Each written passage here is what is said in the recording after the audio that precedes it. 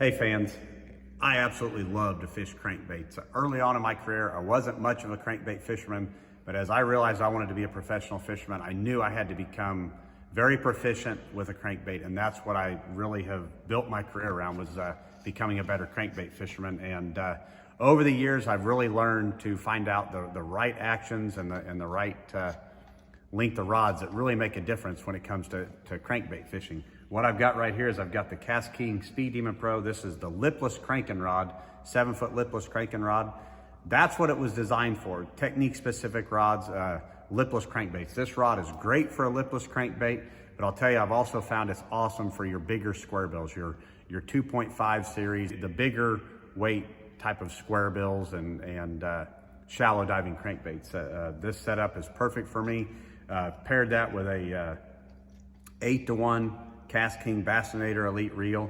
8-to-1 I feel like is very, very important when it comes to fishing square bills. You're typically working those baits faster from a speed standpoint, and then when the fish do bite it, you're able to catch up with them and stay up with them as well. So the higher gear ratio is very important with that. I've got it typically teamed with 20-pound fluorocarbon. That's pretty much what I throw my square bills and my lipless crankbaits on. Sometimes I might mix it up with a little braid if I'm in super heavy cover and trying to rip it out of that grass and stuff. But you know, a lot of times when you're fishing a bigger square bill or lipless crankbait, you're throwing it tight to the cover in tight places, whether it be docks or laydowns or around vegetation or something like that. So you don't want necessarily a super long rod. So I really like the 7-foot for that. But it does have enough length if I do need to load it up, and I can really throw it out there.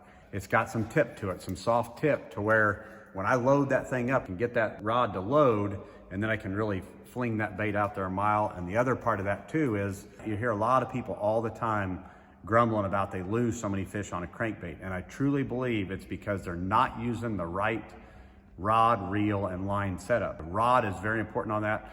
Crankbait rods have a soft tip to them. You can feel those fish before they actually bite it. I believe that. If you have a really stiff rod, as those fish come up, you're feeling that. And a stiff rod, you actually pull it away from them, and they either barely get hooked or you end up missing them. Where with a soft rod, even if you pull it, that rod has that bend in it, which allows those fish to inhale that bait better. And then as you're fighting them, if you got a rod that will give a little bit, you're gonna keep that fish hooked. If you got a super stiff rod and they come up and shake and jerk on something, what typically is gonna give is gonna be the softest part of that equation, and that's typically the fish's mouth. So the 7-foot lipless cranking rod, that's my go-to for bigger square bills and lipless crankbaits, and it's an awesome one.